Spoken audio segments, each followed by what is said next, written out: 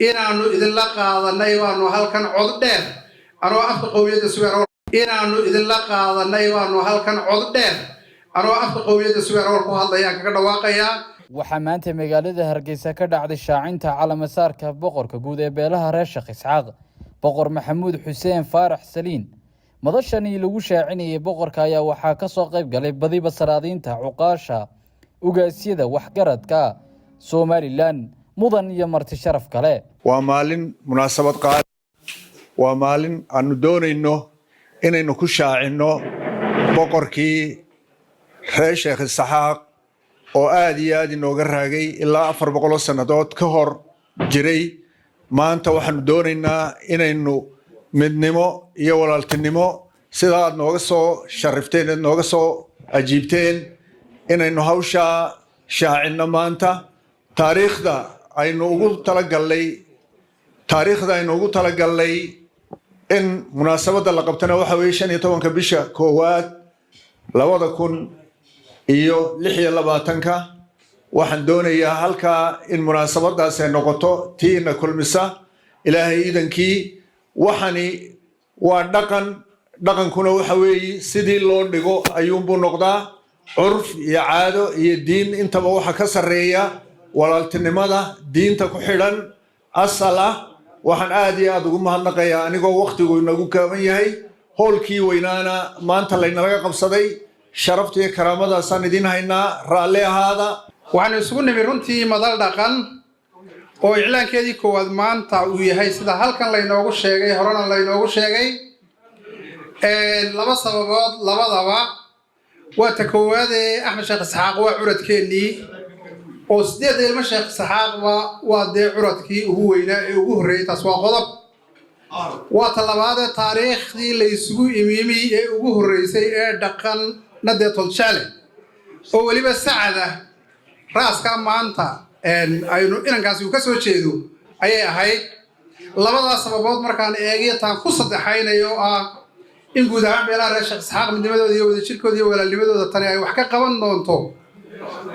waxaan halkan cod dheer kaga dhawaaqayaa inaanu la qaadanay Axmed Sheekh Isxaaq haddii aanu isaaqii kala nahay oo hawshaasi aanu gacan buuxda ka geysan doono insha Allahu tacaala haddii Ilaahay inagu simo 15 January 2026 Ilaahay haddii uu inagu simo in calaamasaarka boqor Maxamuud Xuseen Faarax Saliin oo anin sacada oo hidda tumanaya oo halkay baash ka soo jeedaya inaanu idinla qaadanay baanu halkan cod dheer anoo afka qowmiyadda suweer ku hadlayaan kaga dhawaaqayaa.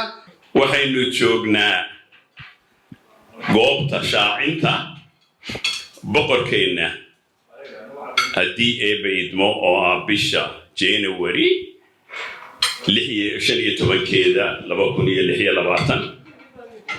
waxaan xusuustaa marar hore ayaynu sidaa u shaacinay. damar baynu ku shaacinay maalintii ugu horreysay. haddana beelbeel baa loo arkay.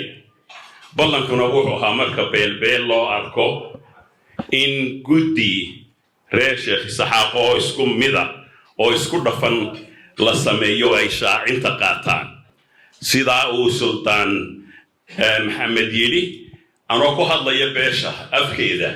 shaacinta waanu shaacinay waanaanu qaadanay waanaanu ka qayb galaynaa.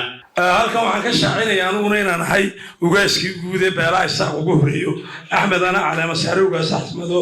anna waxaan ka shaacinayaa halkan taas waa taa boqorka niman garxajis oo boqor ka baqanaya maniin marka hore qoladiina aan sheegay war jeceliyaa mar hore ee wax wada niman boqorka ehelkooda oo galbeed noogu xigo dacartii joogo tolkood dhex joogo aan joogin ceerigaaba iyo maxaan ku dhahaa bohol iyo meelaha iyo hulul Hargeysana la joogo niman garxajis oo ka baqanaya maniin marka taanantaasaan leeyahay. boqorka waa soo dhaweynaynaa. suldaankii guud ee Somaliland baan haysanaa. ugaaskii guud ee Isxaaq aniga ah niman sidaa darteed waa soo dhaweynaa boqorka.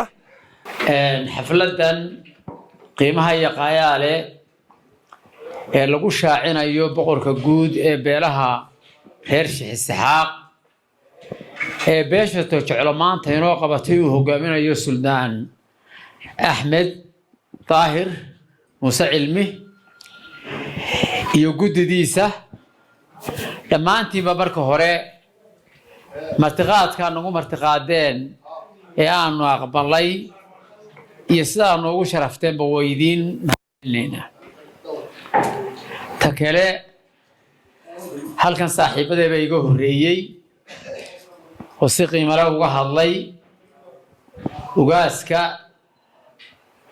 iyo ugaaska kale geelle iyo suldaanka Suldaan Maxamed oo si qiimo iyo qiiro iyo tolimo iyo ehelnimo ku jirto uga hadlay oo hadal cad ku hadlay waxaan leeyahay boqorka shaacintiisa waanu ku faraxsanahay waanu idinla shaacinay waanu ka soo qayb gelaynaa hareertiisaanu taaganahay waa waxaynala ku gooni in yar haddii nolol ku sii xigto xaggii xabar habuushadana waa ogolahay marka u horeysa waa u mahad celinaynaa beesha